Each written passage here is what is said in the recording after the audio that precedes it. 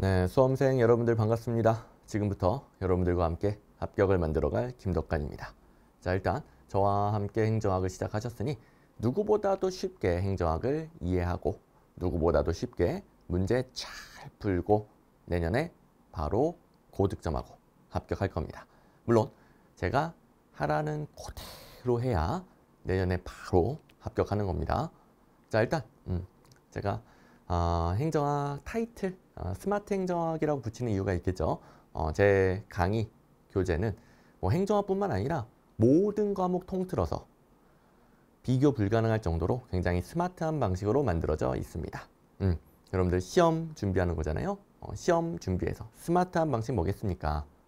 공부하는 족족 문제가 잘 풀리고 점수가 올라야 되겠죠.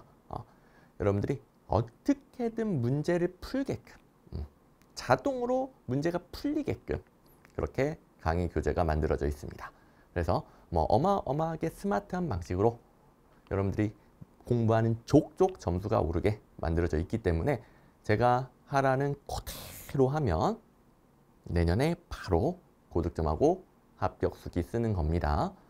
물론 이 사실에 대해서 뭐 행정학은 저와 함께 이미 고득점을 했는데 시간이 좀 부족해서 다른 과목 때문에 좀 아쉬웠던 재시생 혹은 합격생들이 행정학은 김덕관 들어야 된다 이렇게 추천을 해줘서 듣고 있는 분들 뭐 이런 분들은 뭐 아무 말 없이 군말 없이 무조건 제가 하라는 대로 하겠죠. 근데 그래도 저를 처음 보시는 분들도 있고 뭐 구체적인 방식에 대해서는 아직 모르니까 어떻게 해야 빨리 합격하는지 그리고 김덕관은 누구인지 그 부분 제가 저에 대해서 또 스마트 행정학 자체에 대해서 조금 소개를 드리고 시작을 하도록 하겠습니다. 자, 일단 수많은 수험생들이 이미 똑같은 시행착오를 매년 겪으면서 매년 그렇게 망해왔어요. 그걸 새로 들어오신 분들도 잘 모르니까 또 반복을 합니다. 여러분들은 절대 그럴 일이 없게끔 절대로 똑같은 이미 여러분들 선배들이 했던 똑같은 실수 그리고 이제 점수가 안 나오고 그만두고 그럴 일이 없게끔 제가 만들어 줄 거고요. 그 시행착오 대폭 줄이면 당연히 여러분들 합격 기간이 빨라지겠죠. 저와 함께 합격을 무지막지하게 앞당길 거예요. 자, 일단 저에 대해서 좀 소개를 드리면 제가 합격을 만드는 패러다임이다. 한마디로 저에 대해서 한 줄로 소개를 해놨죠. 근데 이게 어떤 강의가 어떤 선생님이 합격을 추구하지 않겠냐마는 그런 의미가 아니라 아까도 말했듯이 제가 하라는 그대로 하면 합격하게끔 되어 있습니다. 합격을 추구한다 수준이 아니에요. 합격하게끔 되어 있어요. 그게 중요한 겁니다. 저절로 합격하는 거예요. 그리고 뭐 양력 이런 것들은 좀 형식적인 부분이긴 하지만 여러분들이 저에 대해 잘 모를 때 또 쉽게 바로바로 이해할 수 있는 부분이니까 조금 이제 띄었는데 제가 서울대학교 사범대학교 졸업했기 때문에 여러분들 뭐 가르치는 거에 대해서 뭐 전혀 걱정할 필요 없게끔 여러분들 귀에 쏙쏙 박히고 기억에 잘 남고 그리고 아주 효율적으로 가르쳐 줄 겁니다. 그리고 서울대학교 행정대학원 행정학 전공을 했고요. 그다음에 59회 5급 행정고시, 일반 행정직, 행정학 과목이 있었겠죠. 일행직에 합격했기 때문에 행정학 내용에 대해서도 전혀 걱정할 필요가 없겠죠. 자, 그리고 현재 공단기 모두 공, 모두 군 이렇게 행정학 강의를 하고 있습니다. 자, 그다음에 뒤에 두 가지는 좀 생소할 수 있겠는데 슈퍼 공부법은 행정학을 떠나서 여러분들 수험 생활에 관련된 모든 것들을 배우고 제가 직접 상담해주는 창구가 되겠습니다. 행정학에 대해서는 뭐 학원 홈페이지 게시판이라든가 제 카페라든가 제가 다 답변해 주는데 김덕관이 한 명이다 보니까 모든 수험생활에 대해서 다 케어해 줄 수는 없잖아요. 근데 슈퍼 공부법만 그 부분을 공부법 강의로 배우고 제가 직접 상담해 주는 창구예요. 그리고 이제 슈퍼 스터디는 온라인 수험생활 관리 스터디가 되겠습니다. 그래서 혼자 공부하기 힘드신 분들 특히 이제 인강 활용하신 분들은 슈퍼스터디 함께 활용하시면 관리하는 데 더 도움이 많이 되겠죠. 어쨌든 제가 행정학 강의뿐만 아니라 여러분들 수험생활에 관련된 모든 것들을 다양한 컨텐츠를 통해서 계속 지도해 드리는 만큼 여러분들에 대해서 어마어마하게 잘 파악하고 있고 어떤 분들이 결국 떨어지는지 어떤 분들이 결국 합격하는지 어마어마하게 잘 알고 있겠죠? 그대로 제가 제 강의 교재에도 녹여놨고 여러분들에게 전수해 드릴 겁니다. 자, 그리고 제 양력 이런 형식적인 것보다는 저는 저 소개할 때 이 그림을 좀 더 좋아해요. 이게 좀 뭐랄까 저에 대해서 키워드로 또 핵심을 딱 또 진심을 담아서 여러분들에게 전달드릴 수 있는 그런 부분인 것 같아요. 일단 제가 어렸을 때는 좀 운동을 했어요. 근데 운동하면서 깨달은 게 있겠죠. 진짜 노력한 만큼 나오는구나. 열심히 반복 훈련하면 성적이 잘 나오고 반복 훈련 좀 이번에 좀 덜 했더니 바로 성적이 안 나오고 그런 부분을 절실히 알았겠죠. 그리고 이제 제가 행정고시 제가 왜 갑자기 또 행정고시를 했느냐 행정고시 그 얘기까지 하면 너무 길어지기 때문에 이건 강의 시간에 또 이야기할 일이 있을 거예요. 아무튼 이제 행정고시 도전하게 됐어요. 제 꿈이 생겼어. 그래서 수험생이 됐는데 운동하면서 노력한 만큼 나오는구나. 그걸 가지고 수험생 때도 열심히 노력을 했어. 그래서 당연히 아니라고 열심히 안 하는 분들에 비해서는 더 앞서 나갔습니다. 그런데 또 이제 시험이라는 것은 그게 다가 아니더라고요. 아무리 노력해도 정체되는 시기가 있고 안 되는 부분이 있어. 그런 부분을 제가 수험생이었을 때는 저와 같은 김덕관 같이 이렇게 여러 가지 수험생활 뭐 빠른 합격 방법 코칭해주는 사람이 없었기 때문에 저는 이제 이 당시 저는 맨 땅에 헤딩 모든 걸 이제 바닥부터 다 겪으면서 정말 이제 수많은 시행착오를 겪었습니다. 근데 어쨌든 버티고 버텼어. 그래서 합격을 했어. 최종 합격을 하면서 이제 이거는 시행착오구나. 이건 합격하려면 꼭 해야 되는 거구나. 그걸 절실히 알았겠죠. 게다가 또 이제 행정고시 합격해놓고 왜 강의를 하느냐 이거까지 이야기하면 또 너무 길어지니까 강의 중간중간에 여러분들 너무 지루할 때 관련된 얘기 나올 때 또 해드릴 것이고 이제 강의를 하면서 그동안 결국 안 되는 분들의 공통점 바로바로 합격하는 분들의 공통점 빠삭하게 알고 있겠죠. 그래서 합격하는 분들의 공통점 그걸 그냥 제 입을 통해서 말할 뿐 그대로 전달 드릴 거예요. 그리고 제가 뭐 사범대학을 간 이유도 있고 이렇게 강의를 하는 이유도 있고 뭐 교육 가르치는 거 관심이 많기 때문에 이런 스토리를 겪어왔겠죠. 교육 뭐 제 천직인 것 같기도 하고 무엇보다 교육하면 제가 뭐 공교육 교사까지는 아니지만 이 시험 준비해서 행정학 과목을 맡고 있는 그런 강사이긴 하지만 그래도 교육하면 사명감이 있어야 돼. 그래서 제가 철저하게 제 사명감 뭐겠습니까? 여러분들을 무조건 합격시킨다. 어떻게든 합격시킨다. 이 사명감 이거 하나로 여러분들을 지도해 드릴 거예요. 그래서 제 모든 경험과 노하우를 다 응축시켜서 현재 여러분들이 이때의 수험생일 때의 저의 입장일 거 아니겠습니까? 여러분들도 합격생으로 만들어 드릴 겁니다. 자, 그리고 이제 스마트 행정학 여기에 대해서 간략히 좀 소개를 드리도록 할게요. 여러분들 일반적으로 행정학을 잘못 공부한 분들이 행정학에 대해서 이렇게 평가를 합니다. 이거보다 잘못 공부한 수험생들. 잘못 공부했다는 거 뭘까? 행정학 자체를 잘못 배웠다라기보다는 우리 행정학이 궁금해서 혹은 행정학 논문 쓰려고 공부하는 거 아니죠? 객관식 행정학 시험장 가서 객관식 행정학 문제 잘 풀고 그 정해진 시간 내에 고득점하고 합격하기 위해서 행정학 공부하는 거 맞죠? 그 행정학 시험 문제에 맞지 않게 공부하면 이렇게 되는 거예요. 행정학 자체는 이래요. 정말 이제 어렵고 양도 많고 여러분들 고생 하다가 아이고 더럽게 양이 많네. 언제 이걸 다 보나? 그러다가 또 너무 이제 힘들게 어렵게 공부하다가 많은 분들이 행정학에 대해서 욕하고 아예 수험생활을 그만두거나 그렇게 됩니다. 근데 이건 뭐다? 객관식 행정학 시험 문제에 맞지 않게 잘못 공부한 것이다. 근데 제가 수많은 수험생들이 똑같은 시행착오를 겪는다라고 그랬죠? 매년 그렇습니다. 이렇게 공부하는 분들 매년 있습니다. 뭐 운이 안 좋아서 처음부터 저를 만나지 못한 분들 혹은 저랑 같이 하면서도 열심히 안 하거나 제가 하라는 대로 안 하는 분들 자, 근데 여러분들은 그럴 일은 없을 것이다. 자, 일단 저랑 같이 하기로 했으면 무조건 제가 하라는 대로 해야 됩니다. 그래야 누구보다도 쉽게 공부하고 쉽게 문제 푸는 거예요. 꼭 하셔야 됩니다. 여러분들이 그동안 공부했던 방식, 익숙한 방식과 안 맞는 부분도 있을 수 있겠죠. 그런데 스마트 행정학이라고요. 스마트. 여러분들 투지폰을 이제 점점 안 써본 세대들이 많을 텐데 혹시 투지폰 쓰다가 뭐 안 써본 분이라 하더라도 꾹꾹 누르는 방식 있잖아요. 이게 뭔지는 알죠? 투지폰 쓰다가 그냥 터치, 또 인터넷도 엄청 빨라. 앱, 뭐 별의별 앱이 다 있어. 이런 스마트폰 비교해 보면 이게 비교가 됩니까? 비교가 안 되죠. 자, 이제 정말 스마트하게 공부할 거기 때문에 이걸 그대로 따라 하셔야 바로 합격하는 겁니다. 그래서 여러분들은 이럴 일이 없어요. 합격하는 공부를 하게 될 겁니다. 자, 다시 한번 말하지만 그냥 공부 열심히 한다고 합격하는 거 아니에요. 합격하는 공부 뭐겠습니까?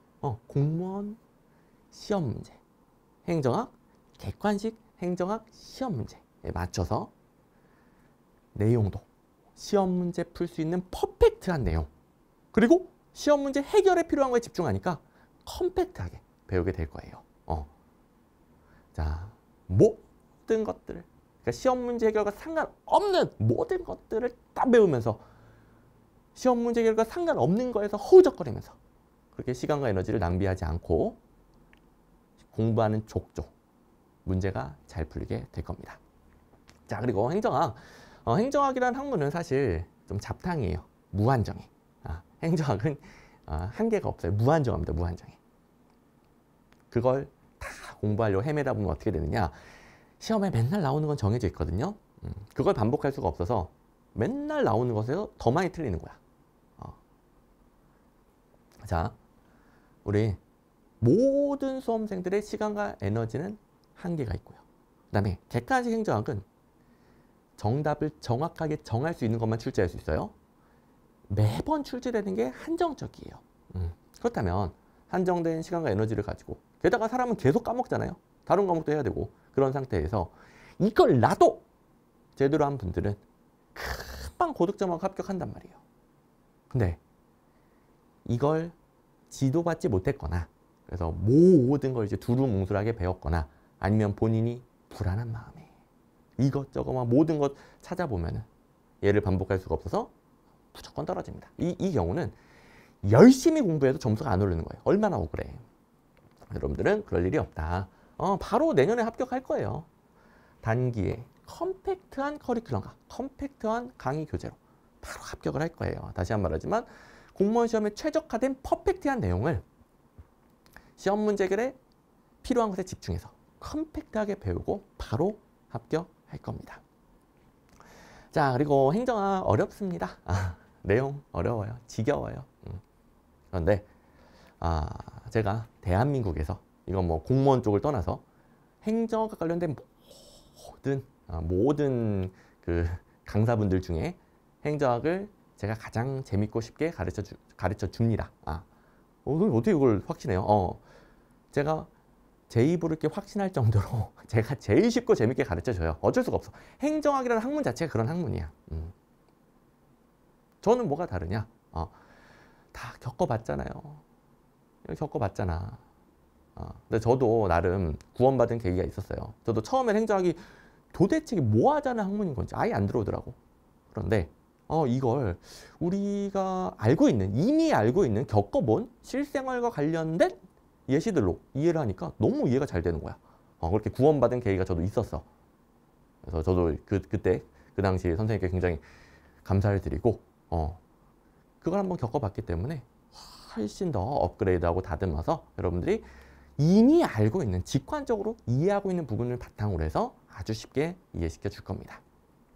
그렇다고 뭐 제가 엄청난 개그 캐릭터는 아니고요. 막 엄청 빵빵 터지고 웃기는 건 아니고, 그래도 쉽고 재미있게 배울 수 있게끔 만들어 줄 것이고, 이렇게 모든 것들을 응축시켜서 탄생한 게 스마트 행정학이 되겠습니다.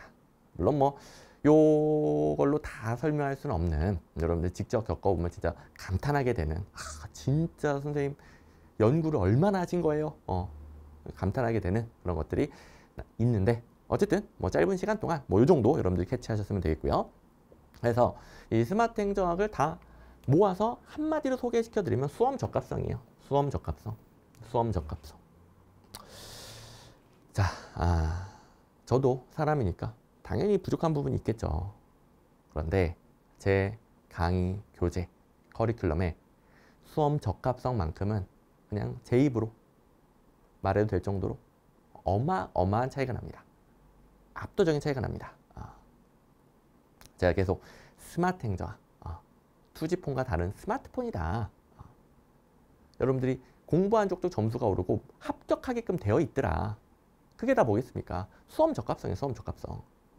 그래서 뭐 여러분들 중에 저랑 스타일이 안 맞는 분들도 있을 것이고 뭐 저도 이제 단점이 있을 텐데 그래도 수험 적합성만큼은 압도적인 차이가 나니까요. 그냥 빨리 합격하고 싶으면 저랑 같이 공부하는 거예요. 뭐 예를 들어 위로와 공감을 얻으면서 뭐 마음을 케어받으면서 공부하고 싶다. 그럼 이제 오은영 박사님 같은 분 찾아가는 것이고 선생님 저는 그냥 빨리 끝낼래요. 빨리 합격할래요.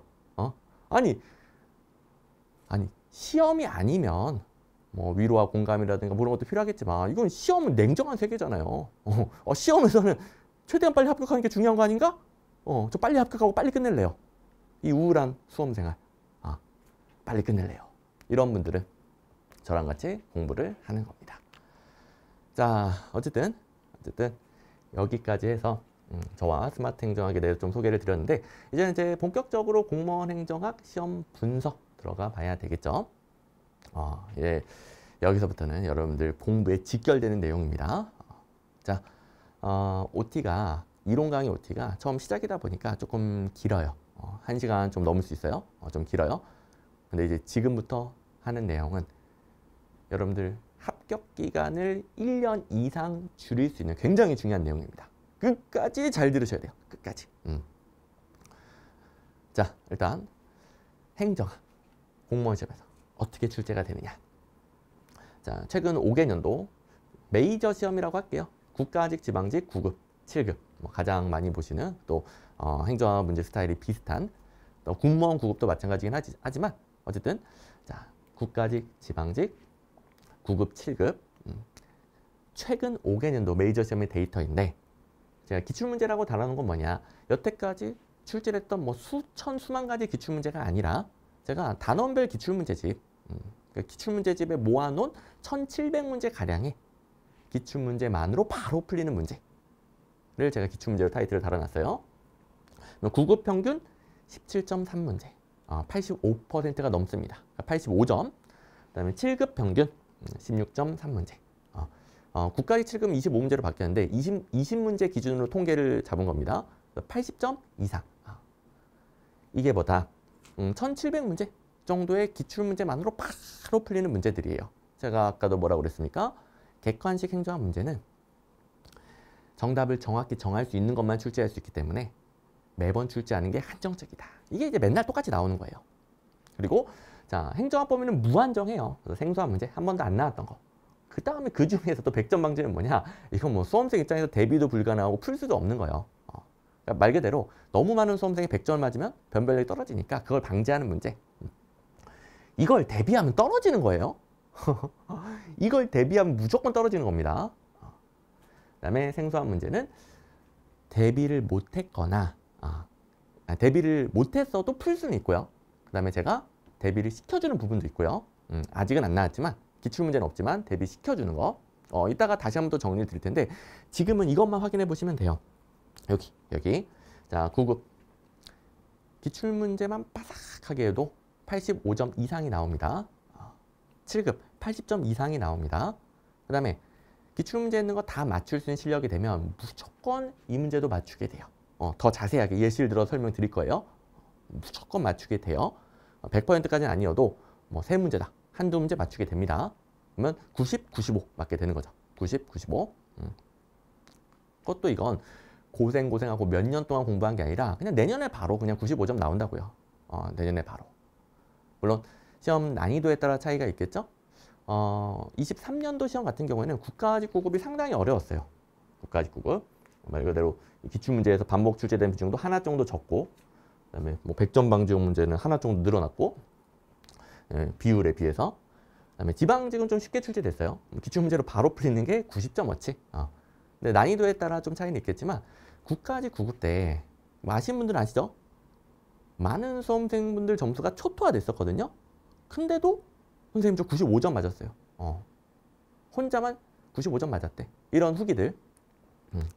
수많은 수험생들이 폭락했음에도 불구하고 선생님 저 95점 맞았어요. 그리고 또 이 국가직 9급은 85점만 맞아도 굉장히 잘한 시험이었어요. 85점 맞았어요. 90점 맞았어요. 카페에 후기들 수두룩하게 올라왔습니다.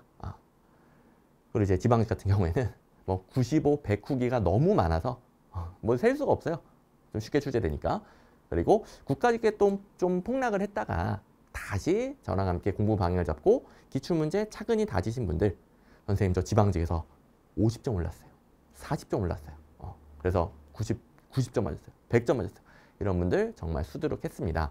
그러니까 어쨌든 난이도에 따라 좀 차이는 있겠지만 난이도가 어렵더라도 어려운 만큼만 조금 떨어지고 상대적으로 고득점 하거나 아니면 어려워도 그냥 자기 혼자만 95점 이렇게 맞아버리거나 쉬우면 당연히 95, 100 이렇게 맞게 될 겁니다. 자, 그럼 일단 방향성이 조금씩 잡히고 있죠. 자, 그러면 85점어치가 뭐다? 그냥 맨날 출제되는 거. 맨날 출제되는 거. 자, 이거 근데 한두 번 본다고 바로 문제 푸나요? 여러분들 문제라는 게 한두 번 듣고 그다음에 양도 많은데 사람 계속 까먹잖아요. 한두 번 듣고 바로 푸는 거 아니죠.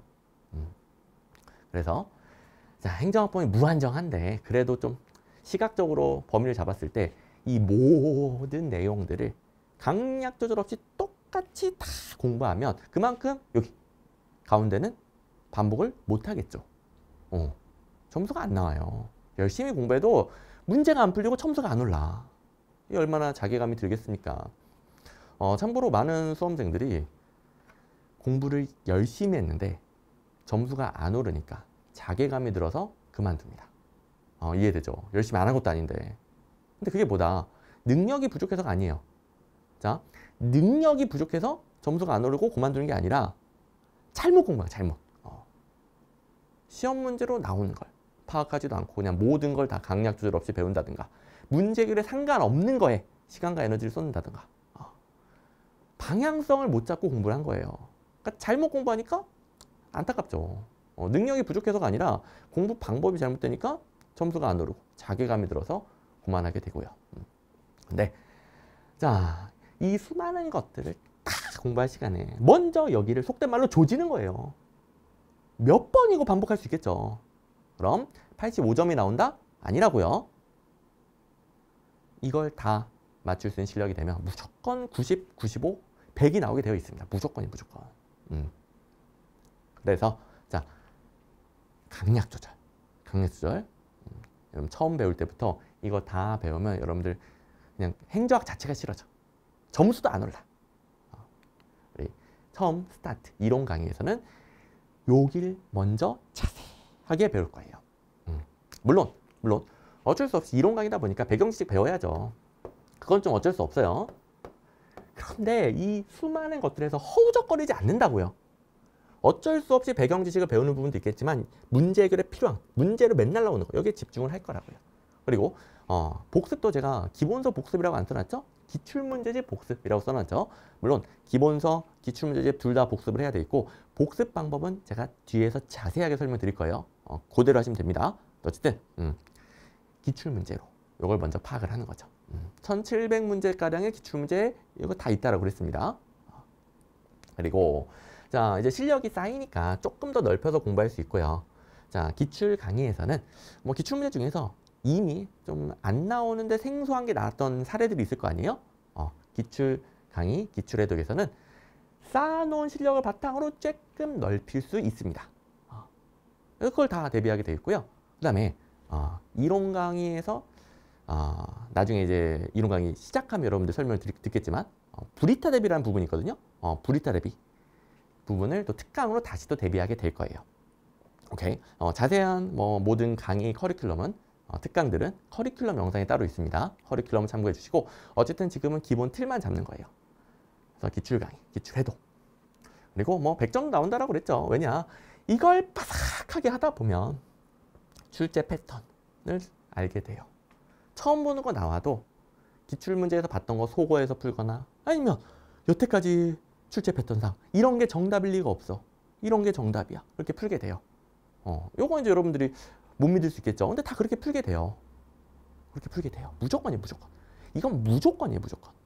그리고 당연히 근거가 있는 것들은 제가 모의고사로 찍어줍니다. 근거가 있는 것들. 자, 제가 아무거나 지엽적인 거 그냥 왕창 모의고사 탁 때려박아 놓고 그 중에서 하나 얻어 걸렸을 때 적중했습니다. 이딴 짓 안 합니다. 그것도 뭐 기본서 그 두꺼운 것 중에 그거 하나 있다고 해서 적중했습니다. 그런 거 안 합니다. 그리고 맨날 나오는 거 그걸 이제 모의고사로도 내주겠죠. 맨날 나오는 거 연습해야지.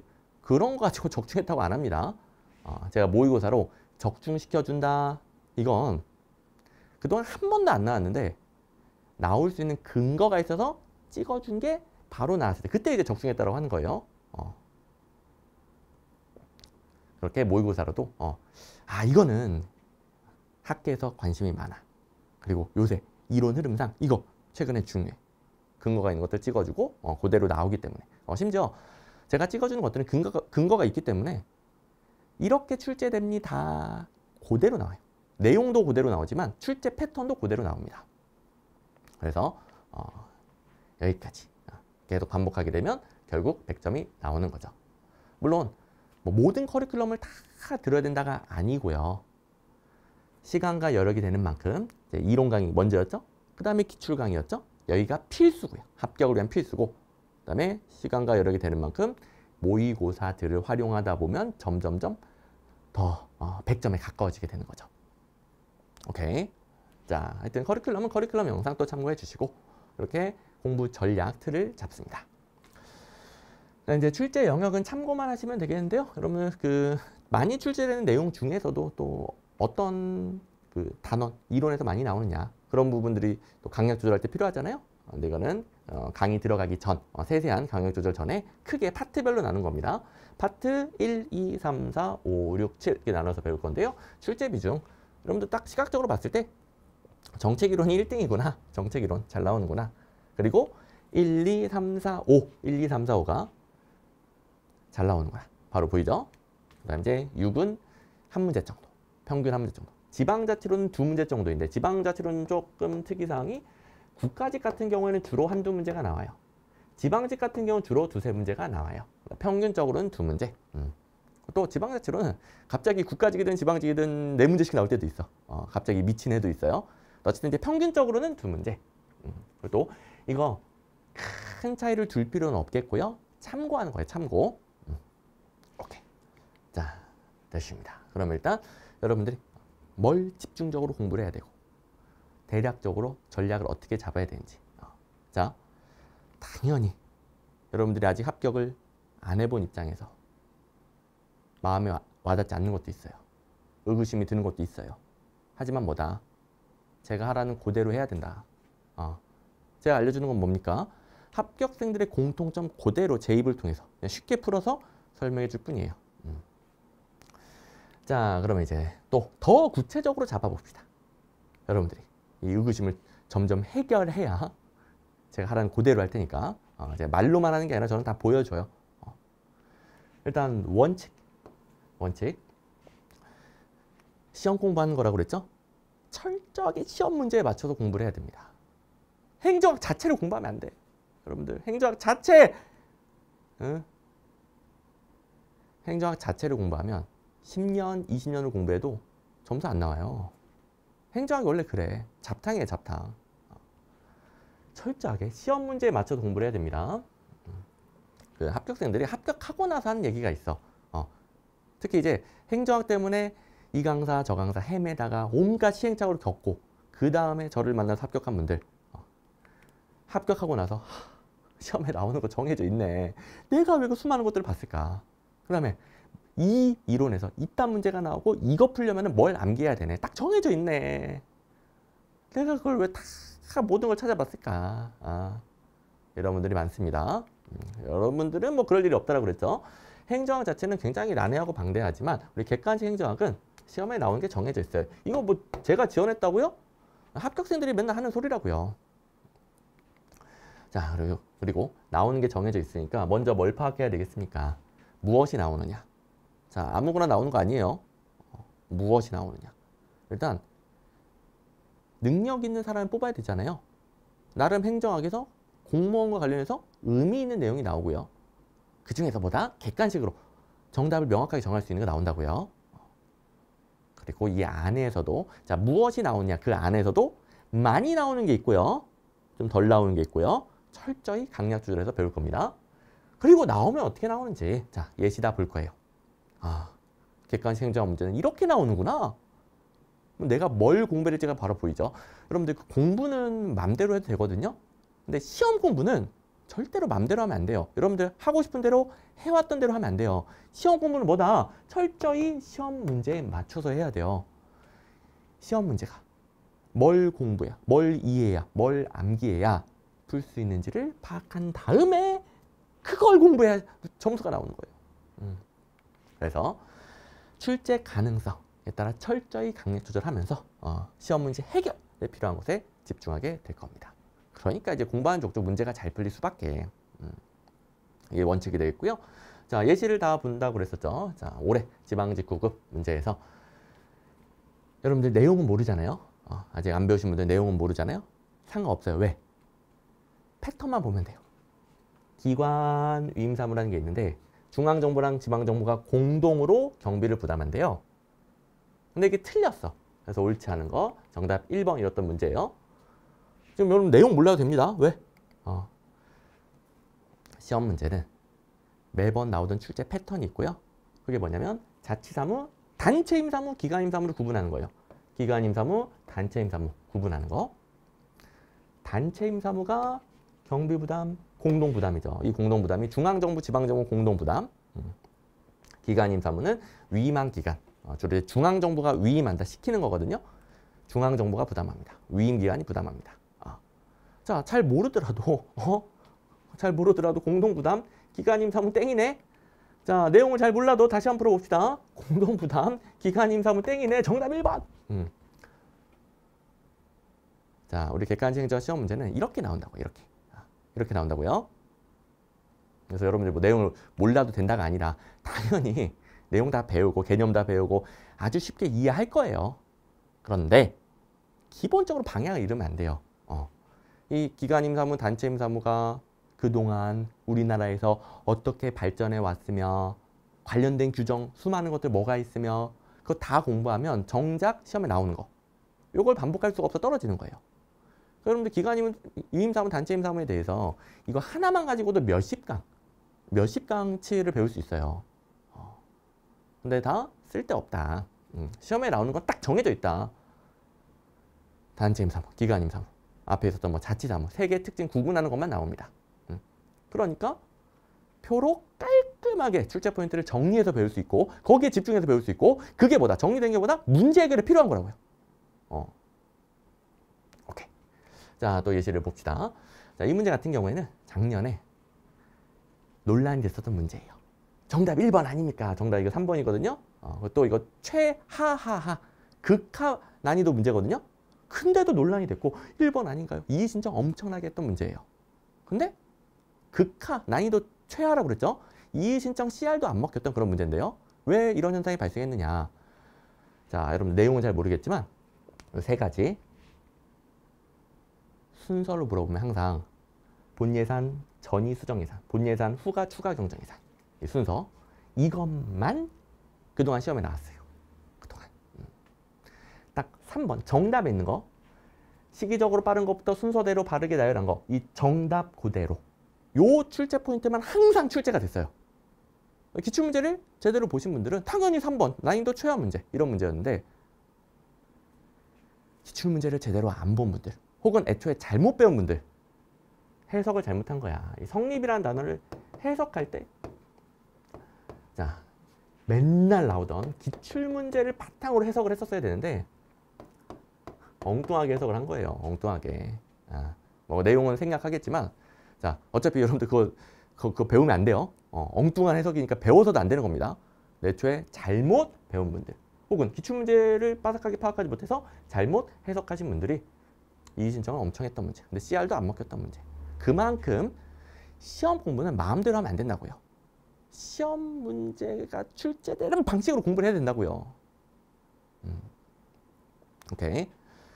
자, 행정학은 좀 이런 일이 자주 발생합니다.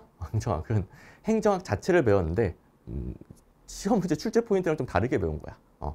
가르쳐준 분이 행정학을 잘못 가르쳐준 건 아니야. 하지만 시험 문제와 안 맞게 가르쳐준 거죠.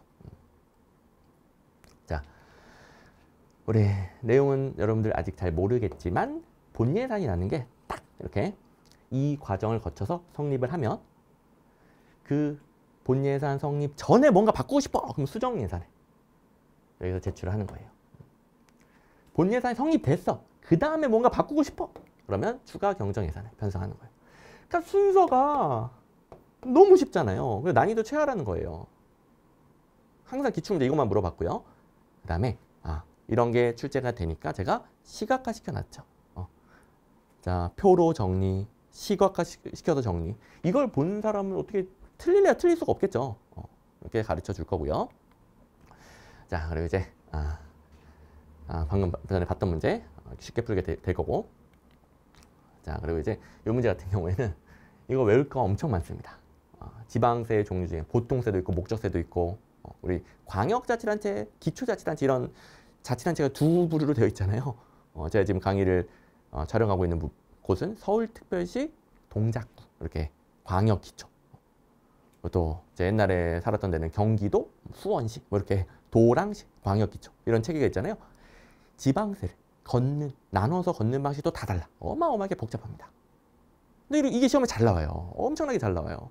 근데 이거 선생님 10초 만에 풀었어요. 감사합니다. 이렇게 후기가 정말 많이 올라왔던 문제예요. 왜 그럴까? 그거 외워야 되거든요. 자, 봅시다. 이게 규칙이 있어. 일단 보통세가 9개고요. 목적세가 2개입니다. 그리고 우리 광역자치단체 쪽, 특별시, 광역시, 도가 있겠죠. 여기서는 특별자치시, 특별자치도 이런 건 생략하고요. 상관없어요. 어쨌든 여러분들 그래도 20년 이상 한국에서 살았으니까 광역자치단체, 특별시, 광역시, 도 이런 게 있죠. 목적세는 무조건 광역자치단체에서 걷습니다. 여기가 기초. 그 다음에 보통세 9개를 특별시, 광역시랑 자치구가 나눠서 걷고요. 도랑 시군이 나눠서 걷어요. 여러분들 특별시, 광역시 밑에 자치구가 있죠. 도 밑에 시군이 있죠. 나눠서 걷는데 규칙, 지방소비세, 취득세, 레저세 이건 무조건 광역자치단체에서 걷죠. 재산세 무조건 기초자치단체에서 걷죠. 이런 규칙들이 보입니다. 지금 뭐 그 자세한 내용 배우려고 하지 마시고 그냥 우리 방향만 잡는 거예요. 머리 아프게 생각하지 마시고. 그리고 등록면허세라는 게 있는데 특별시, 광역시랑 자치구 사이에서는 자치구에서 걷고요. 도랑 시군 사이에서는 도에서 걷습니다. 그렇죠? 그다음에 4개, 나머지 4개가 남았죠. 등록면허세 반대편이네. 등록면허세 반대편이네. 이런 규칙성이 있어요. 자, 여러분들이 아직은 이걸 다 파악할 수는 없겠지만 이런 규칙성들을 제가 싹 두 문자도 따주고 어떻게 외워야 되는지 싹 요령을 모든 교재에 정리를 해두고요. 교재뿐만 아니라 제가 당연히 말로도 자세하게 지금보다 훨씬 자세하게 다 설명해 줍니다. 여러분들 어떻게 문제를 못 풀 수 없게끔.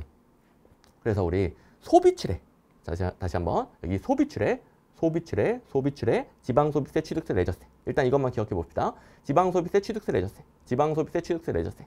이건 무조건 광역자치단체에서 걷잖아요. 특별시, 광역시 보통세, 도의 보통세, 공통적으로 속하는 세목. 소비출에네, 소비출에. 그래서 선생님 이거 10초 만에 풀었어요. 감사합니다. 이런 후기들이 많았던 거예요. 다시 한번 볼까요? 자, 보통세 중에서 특별시, 광역시, 소비출에. 보통세 중에서 도, 소비출에. 특별시, 광역시의 보통세, 도의 보통세, 소비출에. 여러분들도 당연히 한 번은 안 되고 반복 훈련은 필요하겠지만 몇 번 반복해서 숙달시키면은 10초.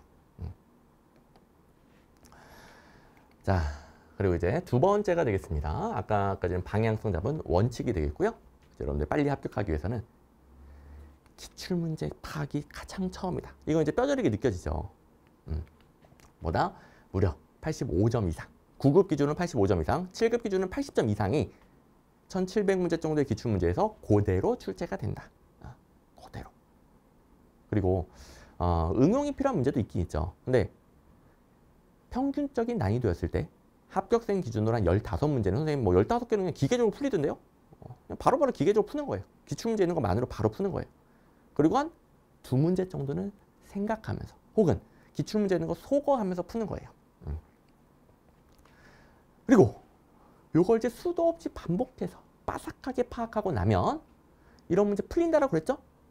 자, 이건 아까도 말했습니다. 출제 패턴과 이제 모의고사로 적중시켜 주는 거. 다시 한번 말하지만 그냥 맨날 나오던 걸 모의고사를 만들어주고 적중했다 안 한다라고 그랬어요.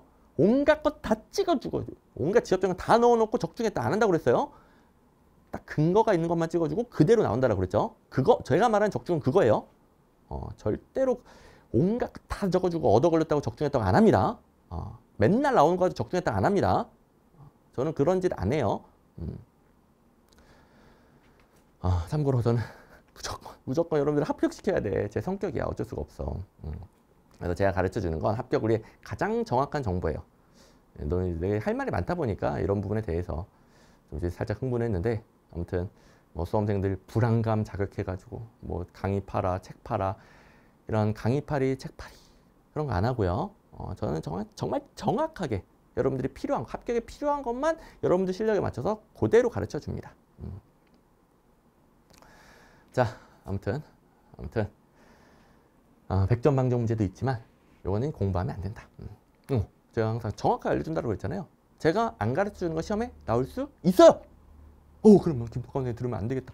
이건 행정학을 10년, 20년 공부해도 그거 어떻게 배워도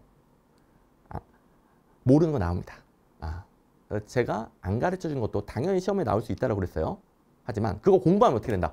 그거 공부하면 무조건 떨어지는 거야. 왜? 이걸 틀리거든. 그러니까 제가 보지 말라는 건 안 봐야 돼요. 왜? 그래야 그 시간에 이거 공부하고 빨리 90, 95, 100 나온다고요. 이것만 빠삭하게 해도 이거 다 풀린다고요. 95, 100이 나온다고요. 2% 정도 100점 방정 문제가 있을 수 있겠는데 한 문제 나온다고 쳐도 그거 틀리면 95점이잖아요. 틀리면. 근데 그거 공부하면 95점 무슨 70점, 60점 나와요. 공부하면 안 됩니다. 그죠? 제가 가르쳐주는 거라도 제대로 공부하기 벅차요. 이건 모든 수험생이 마찬가지고 그러니까 합격생이 어디서 나오느냐? 제가 가르쳐주는 거라도 제대로 하신 분들이 합격하는 거예요. 이거 하기도 벅차다니까? 엉뚱한 거 보면은 그만큼 점수가 떨어집니다. 오케이. 제가 보라는 것만 봐야 되겠고요. 보지 말라는 건 안 봐야 돼요. 제가 안 가르쳐주는 건 공부하면 안 됩니다. 그래야 빨리 합격하는 거예요. 오케이. 자, 확인해 볼까요? 올해 시험도 직무평가에 대해서 요소 비교법이라는 게 있는데 이게 계량적이에요. 계량적. 비계량적이 아니라 계량적이에요. 요 문장 한번 보세요. 요게 이제 우리 단원별 기출문제지. 기출에 강한 행정학이거든요. 이 기출문제. 이 23년도 대비 기출문제여야 되겠죠. 새로운 게 아니라 그 당시 기출문제. 그래서 요소 비교법 비계량적 땡. 이 정도로 반복됩니다. 그냥 기계적으로 풀 수 있게끔. 그다음에 또 지방직에서도 행정 가치에 대해서 목표 달성도는 효과성이에요. 투입 대비 산출은 효율성이에요. 한마디로 지금은 아직 제대로 안 배웠지만 두 개가 바뀌어 있다는 소리예요.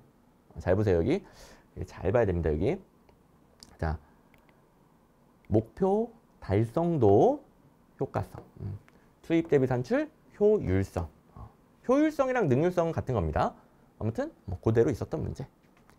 지금 이 양쪽 순서만 바뀌었을 뿐이지 아이고 정말 이제 똑같이 나오죠.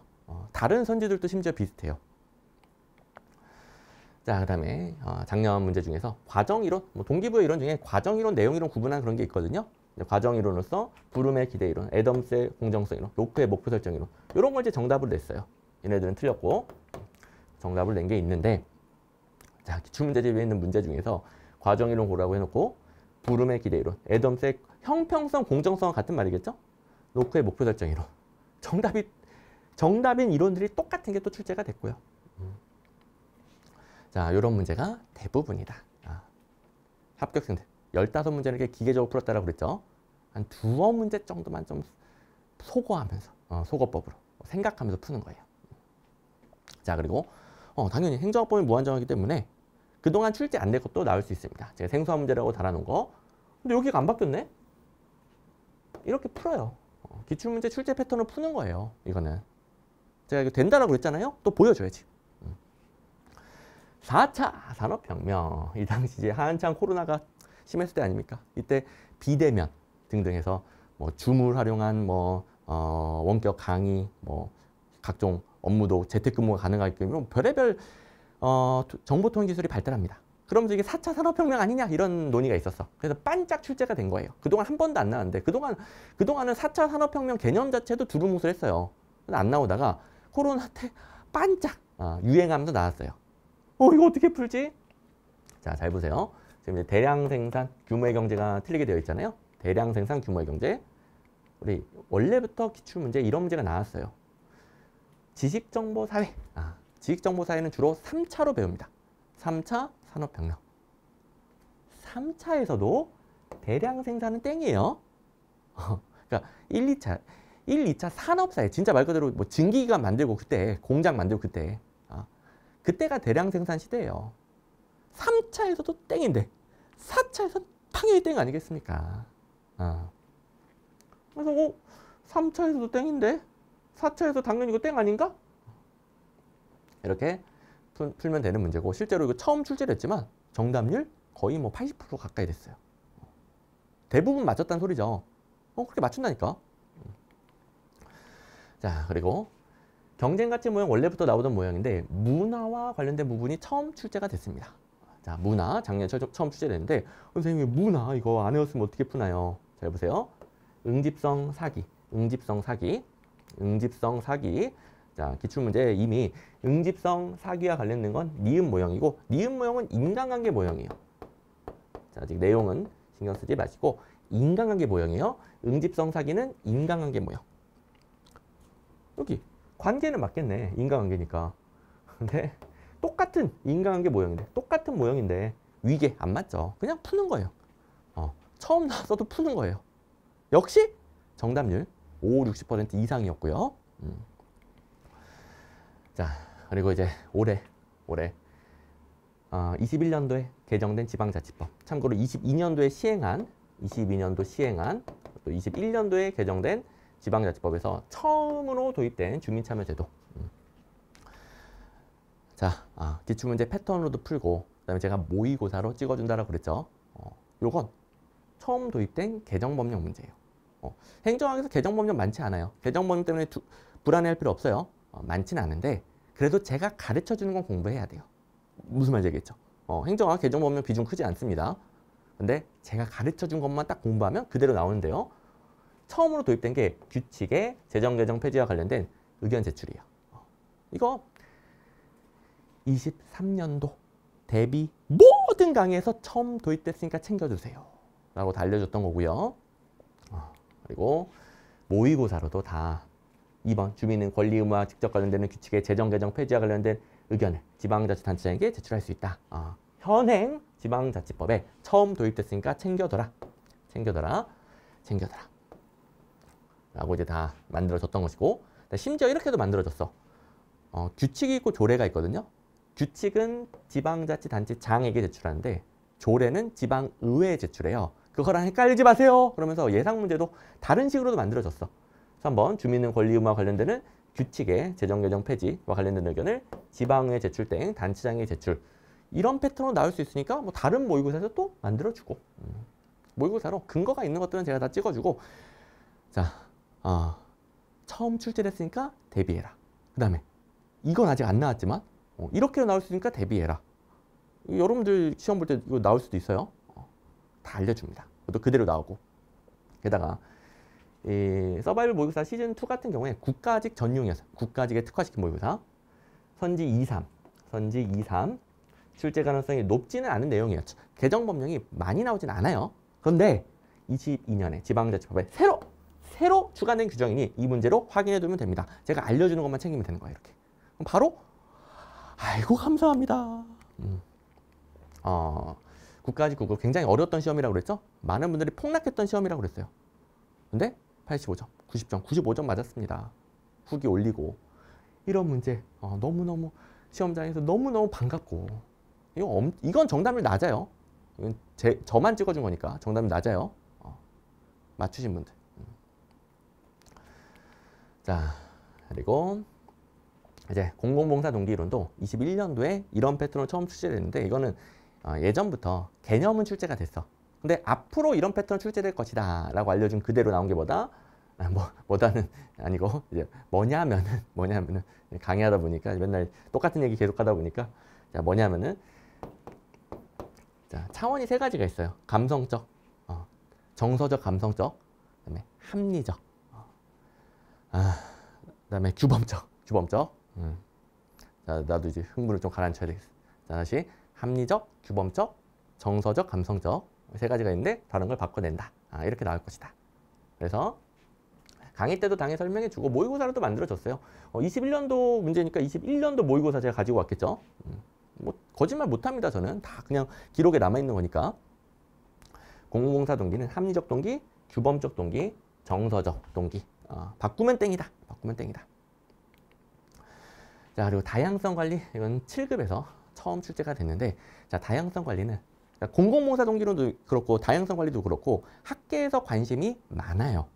그래서 찍어준 거예요.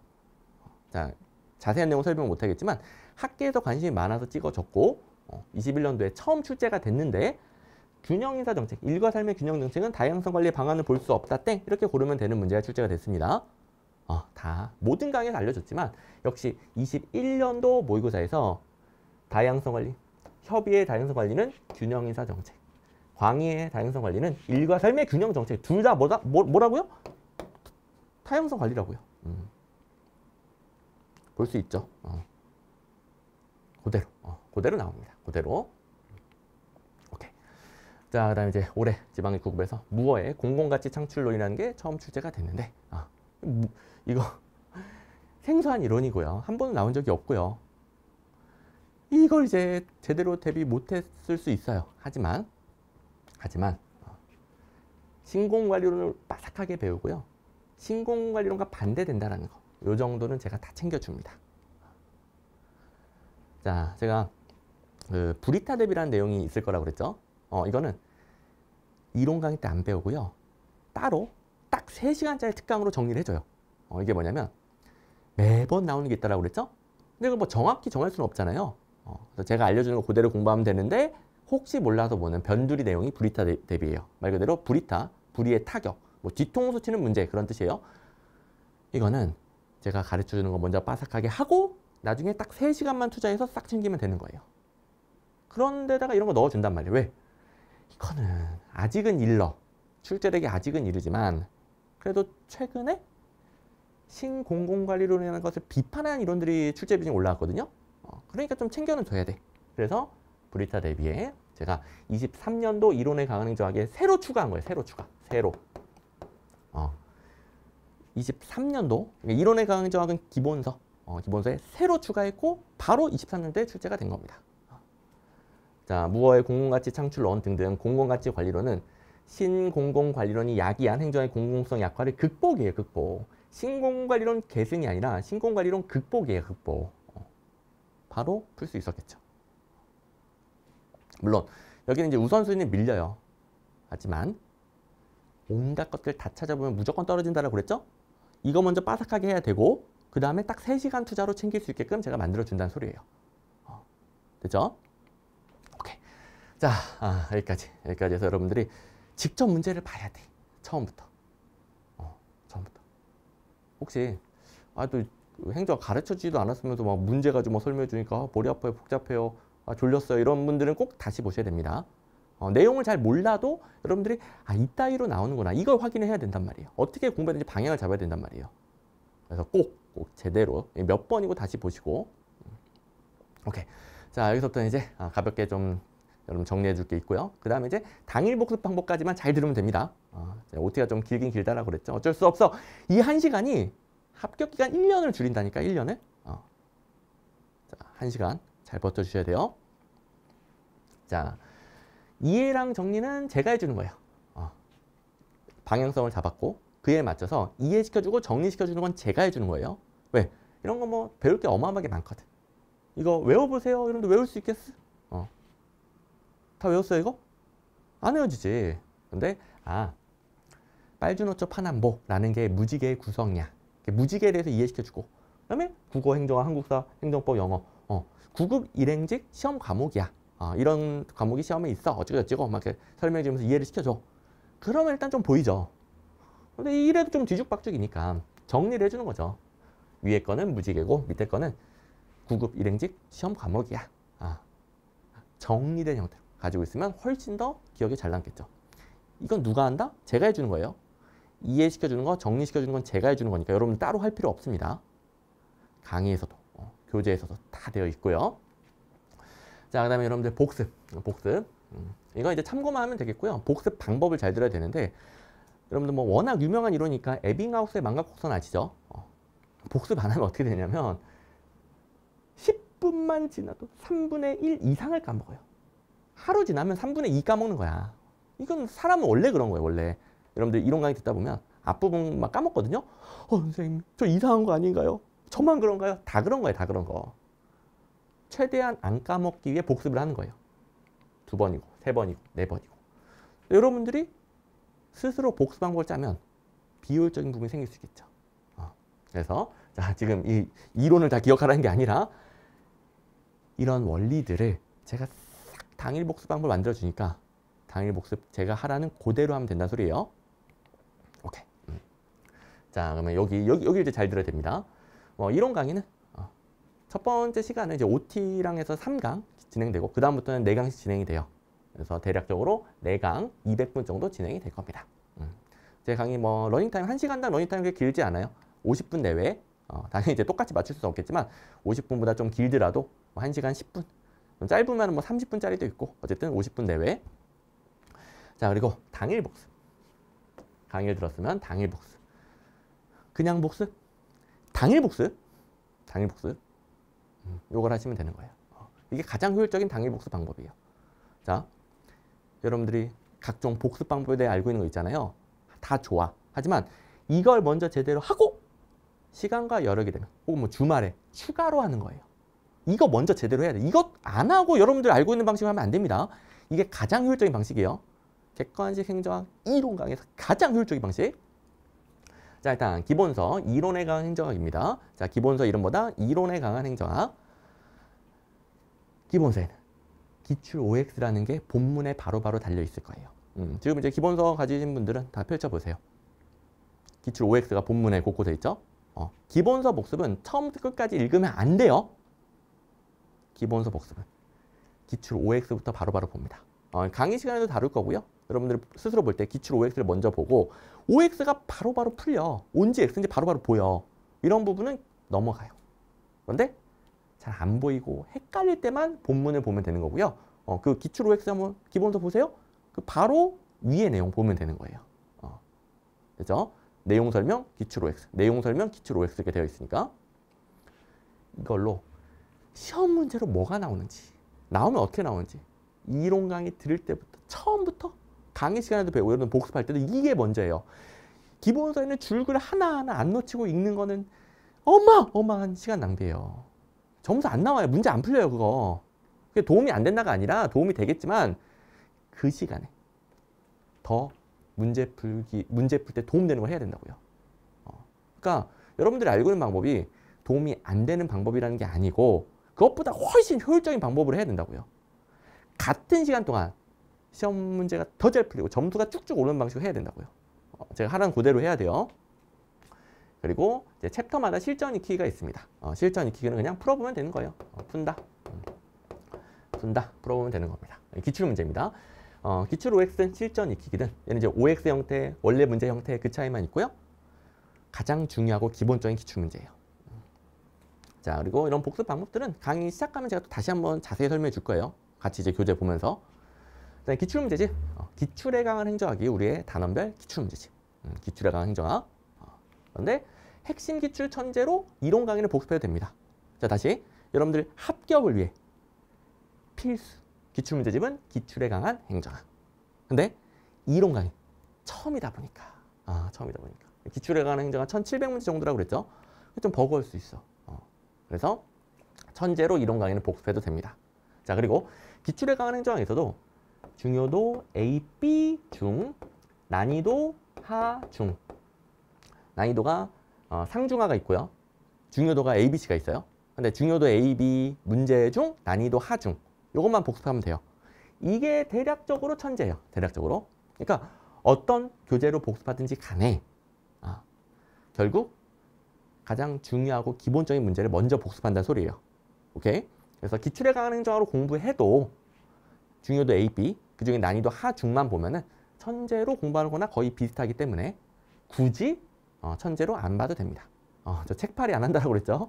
책 더 많이 팔려면 이론 강의 이걸로 보시고요. 기출 강의 이걸로 보세요. 그러면 2권 파는데 그런 거 안 해요, 저. 그냥 기출에 강한 행정학으로 이론 강의, 기출 강의 다 복습하고 활용할 수 있습니다. 참고로 기출에 관한 행정학 메인 기출문제집이기 때문에 이걸로 기출 강의 또 듣는 거예요. 그러니까 이론 강의 복습할 때는 절대 막 문제 풀면 안 되겠죠. 문제 푸는 거 아닙니다. 자, 중요도 A, B 문제 중에서 하중 이 문제를 그냥 정답부터 보세요. 그러니까 문제의 질문 부분 읽고 바로 정답 보고 요런 게 정답이네. 그거 파악만 하면 되는 거예요. 풀지 마세요. 실전 익히 기출문제는 풀어도 된다고 그랬죠? 근데 기출문제집 공부할 때는 풀지 말고 자 질문 읽고 정답 보고 이딴 걸 정답으로 내는구나. 그 다음에 문제집 보시면 암기용 해설이라는 게 있을 거예요. 암기용 해설에서 어느 부분이 틀렸고 옳게 바꾼 뭔지가 적혀 있거든요. 그 암기용 해설에서 어느 부분을 틀리게 바꿔낸지 이걸 바로 파악할 수 있어요. 그게 출제 포인트예요. 암기용 해설로 출제 포인트 파악. 풀지 말라고 그랬어요. 또 정답 당연히 표시하면 안 되고 기출 강의도 계속 같이 기출에 강한 행정학으로 계속 이론 강의, 기출 강의 다 듣는 겁니다. 그래서 뭐 한 권이면 돼요. 근데 선생님 그래도 저는 따로 볼래요. 천재 좀 더 얇은 책으로 봐야 마음이 편해요. 더 버겁지가 않아요. 이런 분들은 이론 강의는 천재로 복습하고 기출 강의, 기출에 강한 행정학. 하지만 굳이 그럴 필요는 없어요. 그 다음에 컷이 낮은 직렬이신 분들이 있어요. 컷이 낮은 직렬은 이론 강의 잘 듣고 천재만 죽어라 복습하고 뭐 기출 강의도 필요 없어. 컷이 낮은 분들은 이론 강의 잘 듣고 천재만 죽어라 회독 돌리면 됩니다. 근데 그 외에 컷이 낮은 직렬이 아니면 합격을 위해서는 기출에 강한 행정학. 됐죠? 자 이렇게까지 자세히 설명해 줬는데 이거 못 따르면 안 됩니다. 됐죠? 다시. 자 그러면 당일 복습 어떻게 한다? 이론에 강한 행정학에서 모든 내용 안 읽습니다. 바로 기출 OX 먼저 보고 그게 뭐 기출 OX가 달린 부분이 시험에 잘 나오는 부분이고요. 어떤 건 하나, 어떤 건 막 3개 달려 있거든요. 많이 달려 있을수록 시험에 많이 나오는 부분이에요. 그런 거 파악하면서 뭐가 O고 뭐가 X인지, X면 어느 부분 틀리게 내는지 파악하고 잘 OX 판단이 안 될 때는 본문 읽어보고 본문은 딱 그때만 보면 됩니다. 그리고 실전 익히 문제로 가볍게 한번 풀어보고 이건 문제수도 많지 않고 쉬운 문제들이에요. 그 다음에 기출문제집은 푸는 거 아니다. 자 중요도 A, B 문제만 보는데 그 중에서 하, 중만 봐도 돼요. 자, 중요도가 제일 중요하겠죠. 강약 조절에서 중요도가 제일 중요해요. 난이도는 참고용이고. 그래서 여력이 되면 난이도 상관없이 A, B 문제 다 봐도 되긴 해. 근데 이제 대부분은 버거워하시니까 상 빼고 A, B 중에서 하, 중. 뭐 천재로 복습해도 비슷하고 그렇게 복습하는데 푸는 거 아니다. 푸는 거 아니다. 질문 있고 바로 정답 본 다음에 이딴 걸 정답으로 내네. 그 다음에 틀린 선지. 어디를 틀리게 바꿔내냐. 이게 출제 포인트라고 그랬어요. 이걸 암기용 해설로 확인.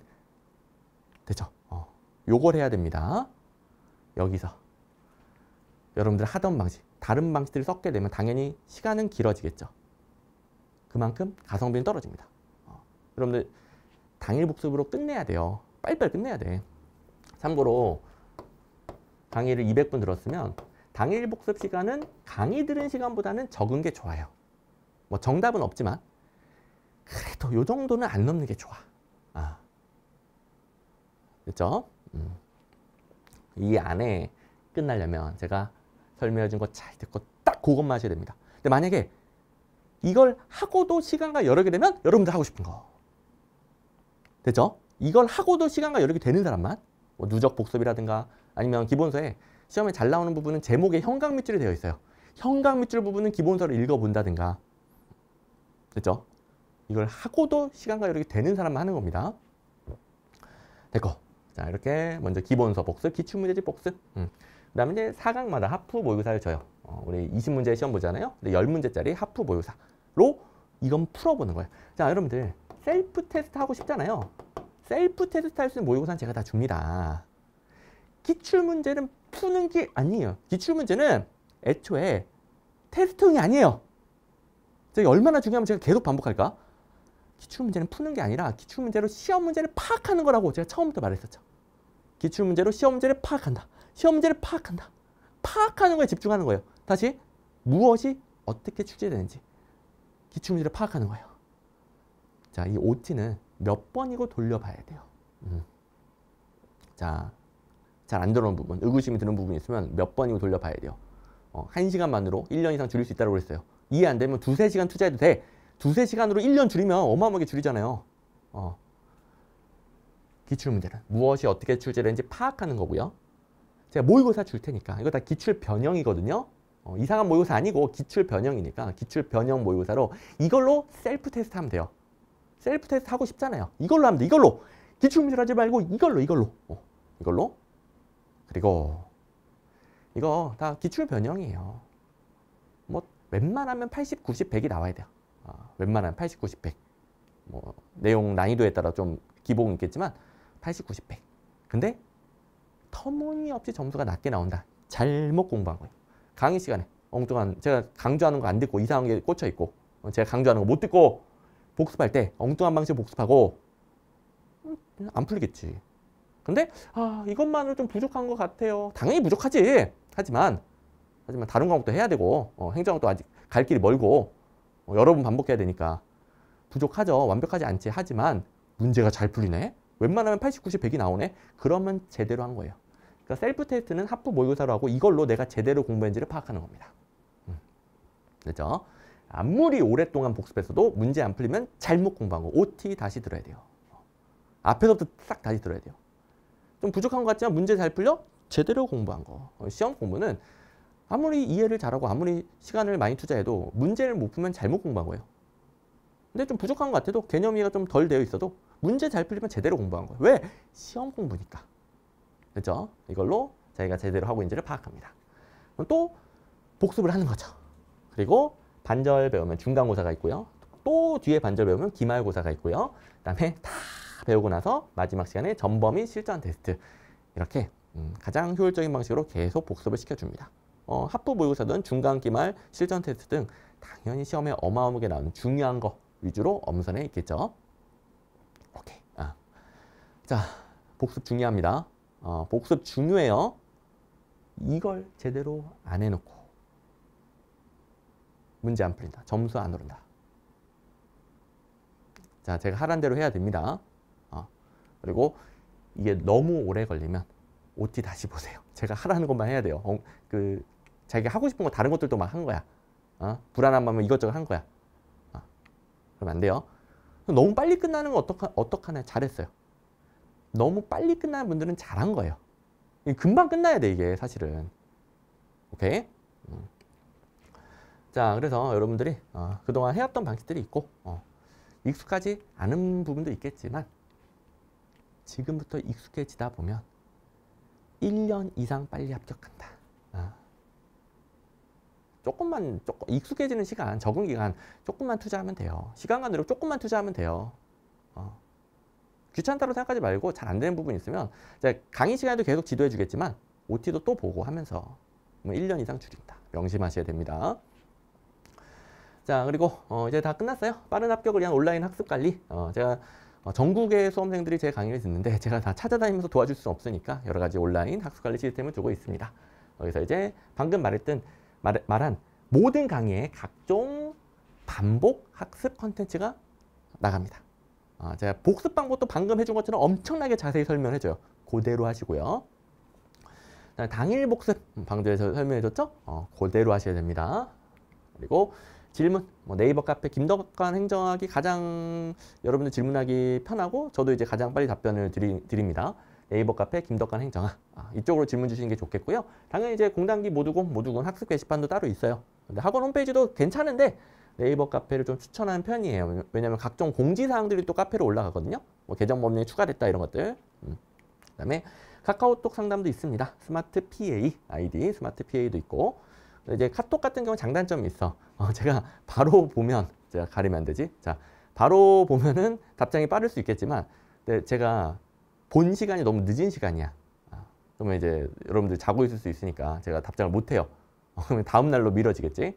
근데 이제 카페 같은 경우에는 제가 뭐 새벽에도 다 달아주니까.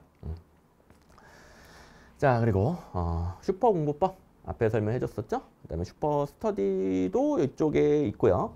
그래서 공부 방법 관련해서 슈퍼 공부법, 온라인 관리 슈퍼 스터디도 있고, 그다음에 유튜브에 공랩이라는 채널이 있어요. 공랩. 그 공랩에 각종 여러분들 빠른 합격을 위한 영상들이 올라가요. 그리고 제가 일요일 저녁 8시, 1시간 정도 라이브 상담을 합니다. 그때 이 글로 하는 상담만으로 좀 부족할 때 라이브로 질문하시고 설명 들으시면, 그다음에 합격생들이 엄청 찾아와요.